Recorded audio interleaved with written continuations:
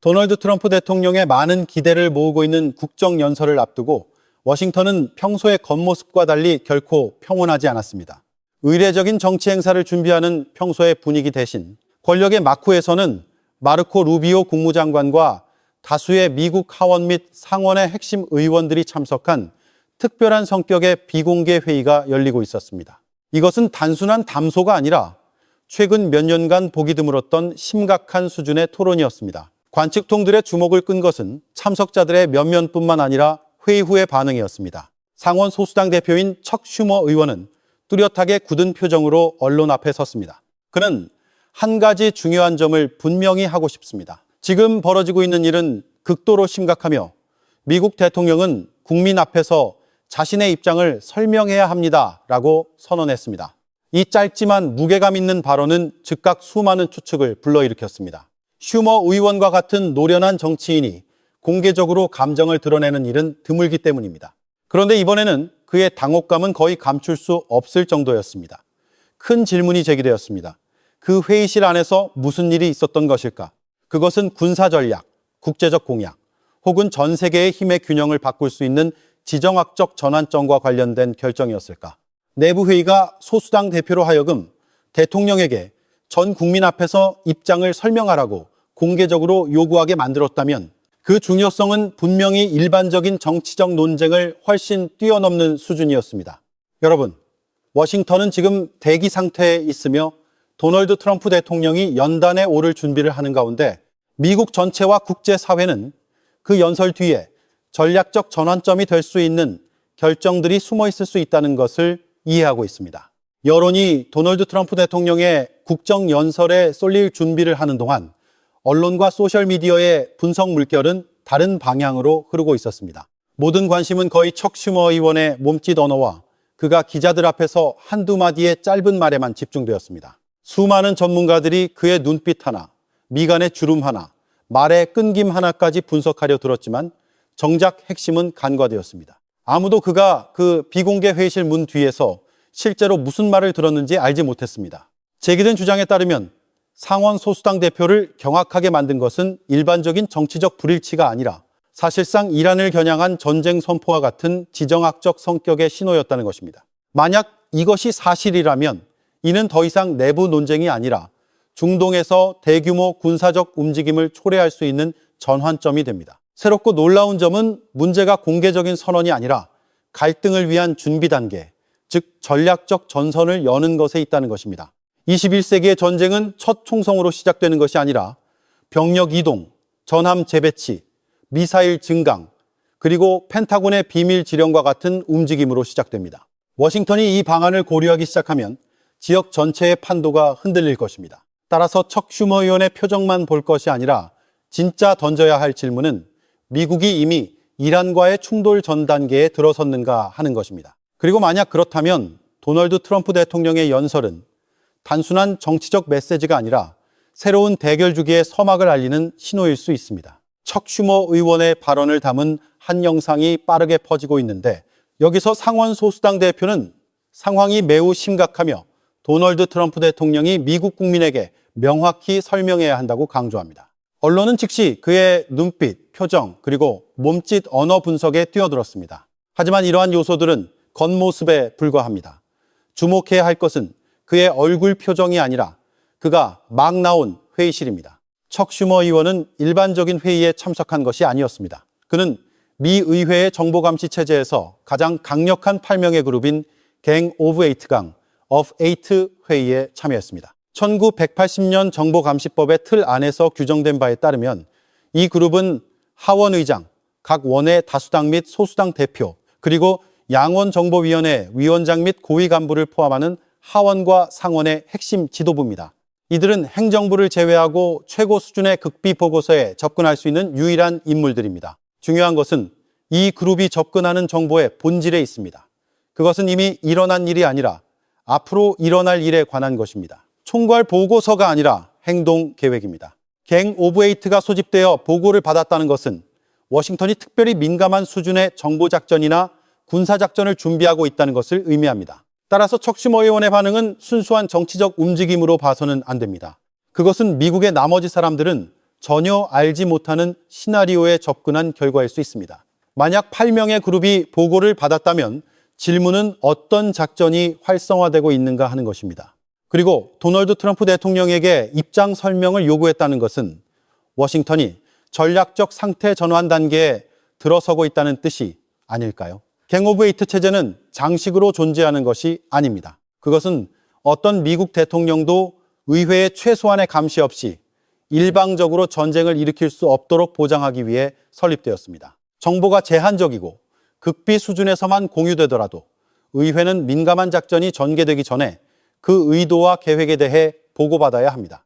이것이 바로 워싱턴 권력구조의 안전밸브입니다. 이번 회의에서는 제시된 내용에 따르면 존 레드클리프 CIA 국장과 마르코 루비오 국무장관의 등장은 그 심각성이 결코 작지 않음을 보여줍니다. 중앙정보국 수장과 국무장관이 직접 의회 지도부 앞에서 보고한다는 것은 정보평가와 전략 방안이 공식적인 감시가 필요한 단계에 이르렀다는 것을 의미합니다. 언급된 주제는 중동 지역 전체에 연쇄 반응을 일으킬 수 있는 지정학적 열점인 이란을 중심으로 전개되었습니다. 따라서 척 슈머 의원이 나와서 상황이 매우 심각하다고 강조했을 때 그 발언은 더 이상 일반적인 정치적 경고가 아닙니다. 제시된 해석에 따르면 그것은 워싱턴이 군사 행동을 고려하고 있다는 신호일 수 있습니다. 미국의 운영 구조에서 갱 오브 에이트를 소집하고 이란 관련 계획을 제시하는 것은 보통 여러 방안들이 탐색 단계를 넘어 실제 준비 단계에 들어섰을 때만 일어납니다. 만약 이 가정이 정확하다면 도널드 트럼프 대통령의 다가오는 연설은 의회에 대한 메시지일 뿐만 아니라 테헤란과의 대결 전략에서 새로운 긴장 국면의 서막이 될 수 있습니다. 악시오스가 소식통을 인용하여 존 레드클리프 CIA 국장과 마르코 루비오 국무장관이 의회 정보지도부와 이란에 관한 비공개 회의에 참석했다고 보도했을 때 그림은 더 명확해지기 시작했습니다. 이것은 더 이상 정치권 복도에서 떠도는 추측이 아니라 워싱턴에 신뢰할 수 있는 언론 채널에 의해 확인된 정보였습니다. 이와 동시에 더 hil드 힐은 회의에 참석한 한 의원이 도널드 트럼프 대통령에게 이란에 대한 군사작전이 전개될 경우 그 결과에 대해 명확히 설명할 것을 요구했다고 밝혔습니다. 군사작전이라는 문구가 내부 논의에 등장했다는 사실만으로도 무력 사용 가능성이 더 이상 고려 범위 밖에 있지 않음을 보여줍니다. 구체적인 작전 세부 사항은 공개되지 않았지만 의회 정보 지도부가 보고를 받았다는 것은 이것이 가정에 기반한 토론이 아니라 심각한 평가 단계임을 시사합니다. 미국의 권력 구조에서 CIA가 직접 보고하고 의회가 군사 행동의 결과에 대해 질문을 던질 때 그것은 보통 방안이 어느 정도 구체적인 수준으로 수립되었음을 의미합니다. 제시된 주장에 따르면 이 모든 전개는 워싱턴이 이란과 관련된 군사정보 데이터 수집 및 분석을 강화하는 배경 속에서 일어났습니다. 준비 움직임은 이전부터 나타났으며 이번 회의는 이란 파일이 높은 우선순위로 격상되었음을 공식적으로 확인하는 단계일 뿐이었습니다. 하지만 국정연설에서 도널드 트럼프 대통령은 세부 사항에 깊이 들어가지 않았습니다. 그는 단지 이란이 미국보다 더 협상을 원하고 있다고 언급하면서 이란의 미사일이 미국과 유럽에 도달할 능력이 있다고 강조했습니다. 비공개 회의실에서 논의된 것과 대중에게 공개된 것 사이에 이러한 대조는 전략적 질문을 불러일으킵니다.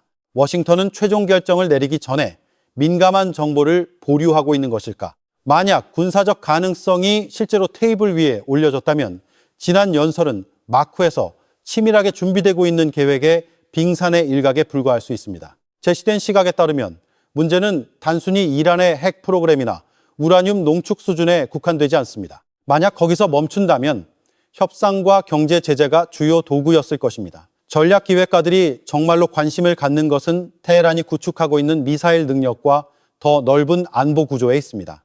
미사일의 사거리와 정확도가 향상되면 지역 내 억지력의 균형도 바뀌고 이는 미국과 유럽 및 중동의 동맹국들에게 직접적인 결과를 초래합니다. 바로 이 때문에 의회 정보 지도부가 참여한 비밀회의를 가볍게 여길 수 없는 것입니다. 이것은 기술 보고서에 대한 논의가 아니라 격상 시나리오가 고려 대상에 올려진 전략적 수준의 토론입니다. 무력 사용 가능성에 대한 신호가 나타났을 때 그것은 워싱턴이 단순히 핵 문제뿐만 아니라 전체 안보 환경을 재평가하고 있음을 보여줍니다. 주장의 결론은 매우 명확합니다. 척 슈머의 표정이나 몸짓 언어 분석에 빠지기보다는 비공개 회의의 배경과 그에 따른 일련의 신호들을 봐야 합니다. 왜냐하면 정치와 군사에서 공개되지 않는 것이 종종 카메라 앞에서 말하는 것보다 더 중요하기 때문입니다. 그리고 극비감시 메커니즘이 활성화될 때 긴장 고조, 심지어 군사적 충돌의 가능성은 더 이상 먼 가설이 아니라 실제로 계산되고 있는 방안이 됩니다. 도널드 트럼프 대통령에게 설명을 요구한 의원들은 근본적인 질문을 던지고 있습니다. 왜 우리가 이란을 공격해야 하는가? 이것은 감정적인 질문이 아니라 핵심적인 전략적 질문입니다. 제시된 주장에 따르면 현 시점까지 워싱턴은 군사 행동을 정당화할 만큼 충분히 명확한 이유를 공개하지 않았습니다. 그 이유는 미국 국민에게 투명하게 제시되지 않았고 동맹국들에게 명확히 설명되지 않았으며 심지어 테헤란의 직접적인 메시지로 전달되지도 않았습니다. 현대 군사 전략에서 목표가 공개적으로 정의되지 않으면 행동의 정당성은 항상 의문부호가 붙게 됩니다. 이스라엘 평론가인 즈비 바렐의 주목할 만한 분석에 따르면 현재 여론은 미이란 간의 합의 가능성에 대해 너무 많이 이야기하고 있다는 것입니다. 이 시각에 따르면 이란의 아바스 아락치 외무차관이 미국과의 협상 테이블에 나설 때 테헤란은 빈손으로 오지 않을 것입니다. 핵시설에 대한 엄격한 사찰 메커니즘, 구체적으로 제한된 우라늄 농축 수준, 미래 핵무기 개발 포기 약속 등을 포함한 상세한 제안이 제시될 것입니다. 이와 함께 이란이 교환의 일부로 받기를 원하는 요구사항들도 있을 것입니다. 언뜻 듣기에는 기술적인 성격의 합의 구조입니다. 하지만 바로 그 기술적 조항들 안에 전략적 모순이 숨어 있습니다. 미국이 우라늄 농축 수준, 사찰 메커니즘 또는 제재 해제 조건에 대한 조항 하나만 반대해도 전체 협상 라운드는 붕괴될 수 있습니다. 그리고 워싱턴에서 나오는 신호들에 따르면 미국 측은 이전처럼 여러 라운드에 걸쳐 협상 과정을 길게 끌고 싶어 하지 않고 지금을 결정적인 시점으로 보고 있습니다. 만약 협상이 마지막 기회로 간주된다면 이는 다른 방안이 이미 뒤에서 준비되어 있다는 것을 의미합니다. 그런 맥락에서 왜 이란을 공격하는가라는 질문은 단지 정치적 해명을 요구하는 것이 아니라 전략적 목표를 명확히 하라는 요구입니다. 목표가 투명하게 정의되지 않았을 때 모든 격상 시나리오는 중동 전체 판도에서 예측 불가능한 결과를 초래할 수 있습니다. 인용된 분석에 따르면 아바스 아락치는 최종 결정권자가 아닙니다. 그는 단지 테헤란 정치 구조에 실권을 쥔 이란 최고 지도자의 대리인일 뿐입니다. 그리고 주목할 점은 최고 지도자 자신은 미국과의 합의 가능성에 대해 진정한 신뢰를 두고 있지 않다는 것입니다. 아락치를 협상에 참여시킨 것은 이란이 다른 선택으로 넘어가기 전에 외교의 길을 시도했고 대화의 기회를 주었다는 메시지를 국내 대중에게 보내기 위한 것일 수 있습니다. 이란 대표단이 협상 테이블에 들어서는 동안 최고 지도자 측의 발언은 강경한 어조를 띠며 압력에 굴복하지 않고 대결할 준비가 되어 있음을 보여줍니다. 이것은 전략적 역설을 만들어냅니다. 한쪽은 합의에 대해 이야기하면서 동시에 저항 정신을 강조합니다. 반대편에서 워싱턴의 발언들도 필요하다면 군사력을 사용할 가능성을 중심으로 전개됩니다. 이 두 가지 평행한 메시지는 양측 모두가 높은 경계 상태에서 협상에 임하고 있음을 보여줍니다. 제시된 주장에 따르면 이것은 단순한 화해 과정이 아니라 전략적 시간 벌기 단계입니다. 미국은 군사력 집결 과정, 전개 위치 강화, 그리고 행동 준비 태세 완성을 기다리고 있는 것으로 여겨집니다. 한편 이란은 이 시간을 활용하여 방어 능력을 강화하고 러시아와 중국으로부터 추가 무기를 도입하고 있을 수 있습니다. 만약 이 가정이 맞다면 협상 테이블은 마쿠에서 벌어지는 준비 경쟁의 겉모습에 불과합니다. 바로 이 때문에 현재 상황은 양측 모두 평화회담을 이야기하면서 동시에 충돌 가능성에 대비하고 있어 극도로 위험하다고 평가됩니다. 단 한 번의 작은 사고, 조항의 파기 혹은 계산착오만으로도 이 모든 취약한 균형 구조는 무너질 수 있으며 그때 중동은 규모와 결과를 예측하기 어려운 새로운 대결 주기에 들어설 수 있습니다. 인용된 분석에 따르면 워싱턴은 목표와 대상 인원은 제한되지만 군사적으로는 결정적인 성격을 띠는 제한적 공격을 고려하고 있을 수 있습니다. 핵심은 상징적인 목표 하나만이 아니라 이란의 방공 시스템과 미사일 프로그램입니다. 만약 이 두 기둥이 무력화된다면 테헤란은 전쟁을 확대하거나 대규모로 보복할 능력을 잃게 될 것입니다. 그때 이란은 전면적인 충돌로 격상시킬 능력 없이 일정 수준의 피해를 감수해야만 할 수도 있습니다. 전략적 계산에서 주도권은 항상 핵심 요소입니다. 이 주장은 미국이 선제 공격권을 쥐고 싶어 한다고 말합니다. 왜냐하면 이란은 전쟁 도발자로 지목되는 것을 피하기 위해 먼저 행동하고 싶어 하지 않는다고 평가되기 때문입니다. 이는 행동의 시점, 방식, 그리고 강도가 워싱턴의 손에 달려 있다는 것을 의미합니다. 한쪽이 속도와 전술적 기습을 통제할 때 초기 우세가 전체 국면을 결정할 수 있습니다. 그러나 주목할 점은 외교와 전쟁이 동시에 존재한다는 것입니다. 이 주장에 따르면 다음 주 목요일 제네바에서 예정된 회담은 단순히 핵 프로그램을 중심으로 한 것이 아닙니다. 이전에 도널드 트럼프 대통령은 이란의 핵 프로그램이 파괴되었다고 선언한 바 있습니다. 만약 그 선언이 공식적인 근거라면 새로운 합의는 미국 유권자들 앞에서 어떻게 설명될까요? 목표가 이미 파괴된 상태에서의 협상은 정치적, 전략적으로 어떤 의미를 가질까요? 바로 이 모순이 상황의 복잡성을 부각시킵니다. 한편으로는 군사적 방안이 구체적인 수준에서 준비된 것처럼 보이지만 다른 한편으로는 외교의 문이 여전히 열려 있습니다. 두 길이 나란히 갈 때 세계는 워싱턴의 단 하나의 결정만으로도 지역 안보의 궤도를 완전히 바꿀 수 있는 극도로 민감한 단계를 목격하고 있습니다. 제시된 분석에 따르면 양측이 실제로 협상하는 것은 단지 기술적 조항들이 아니라 억지력입니다. 이란은 워싱턴이 레드라인을 넘을 경우 치러야 할 대가를 높이고 싶어 합니다.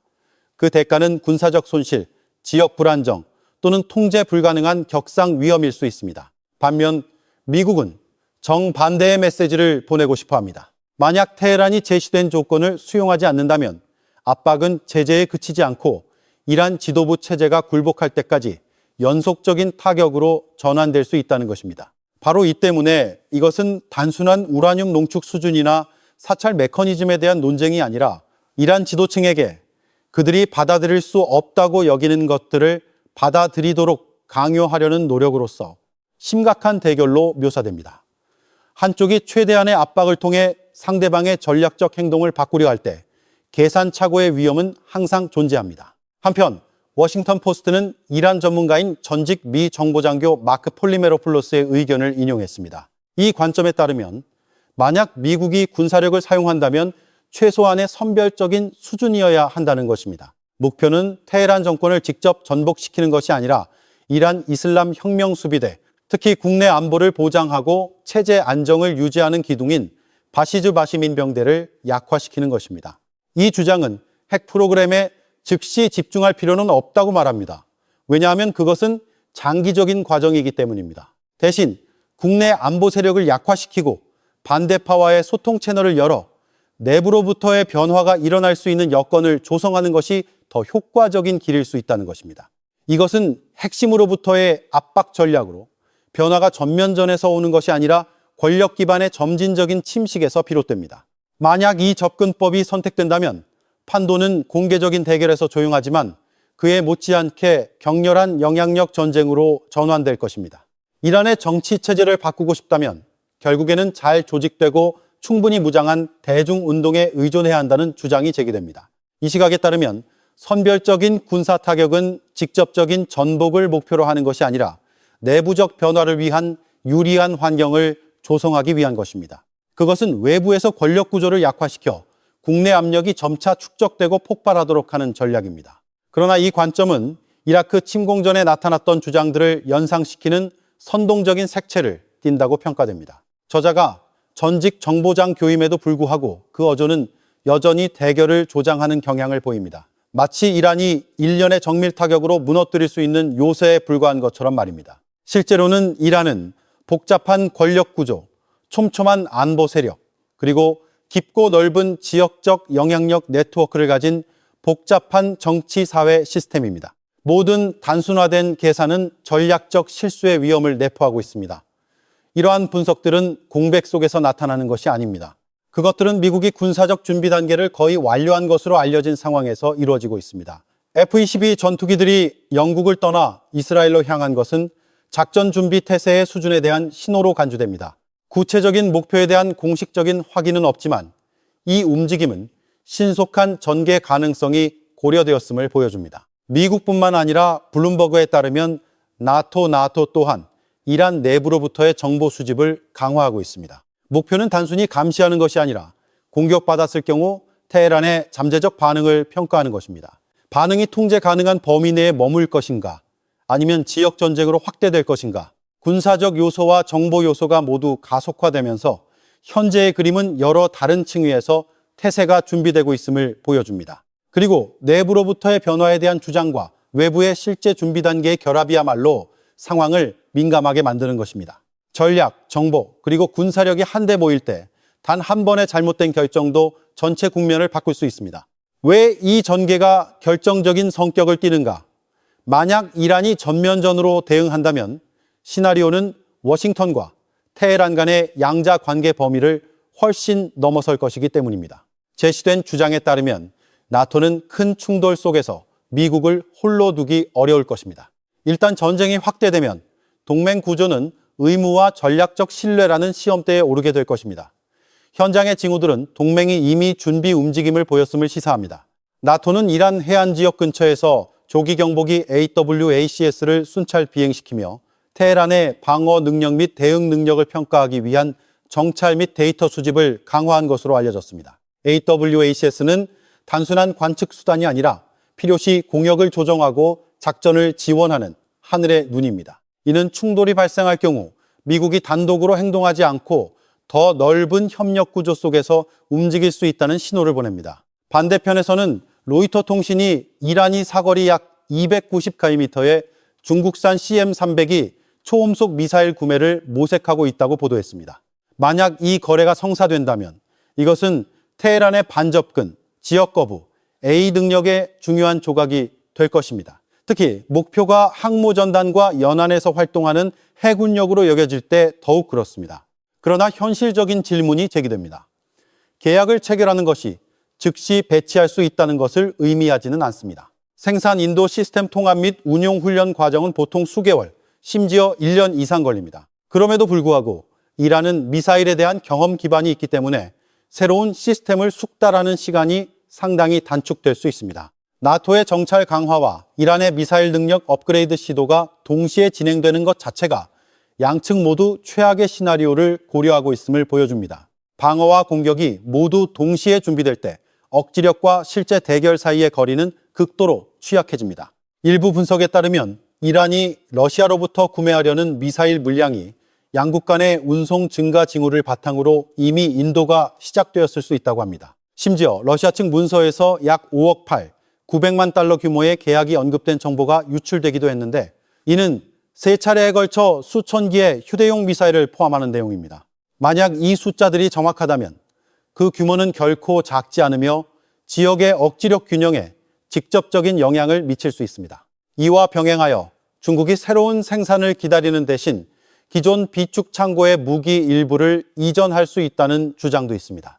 이는 베이징이 미국의 대만, 싱가포르, 일본에 대한 무장 강화에 대해 지속적으로 우려를 표명하는 상황에서 벌어지고 있습니다. 전략적 관점에서 중국은 이란이 너무 빨리 약화되는 것을 보고 싶어 하지 않을 수 있습니다. 왜냐하면 그것은 힘의 균형을 바꾸고 워싱턴의 영향력을 확대시킬 것이기 때문입니다. 그러나 이 관점에 따르면 러시아와 중국과의 무기 거래에 대한 정보, 대부분은 언론 효과를 창출하기 위한 것일 수 있습니다. 숫자, 계약, 그리고 인도 일정의 유출은 때때로 실제 사실을 확인하기 위한 것이 아니라 상대방에게 억지력 메시지를 보내기 위한 것입니다. 심리전은 모든 큰 대결의 일부입니다. 12일 전쟁 이전에도 대규모 무기 이전에 대한 유사한 정보가 나타났었지만 실제 배치는 기대만큼 즉시 이루어지지 않았습니다. 이 주장에 따르면 전쟁이 실제로 장기화되고 보급 수요가 절실해져야만 대규모의 무기 흐름을 명확히 볼 수 있을 것입니다. 현재 단계에서는 실체보다 정보가 더 많을 수 있습니다.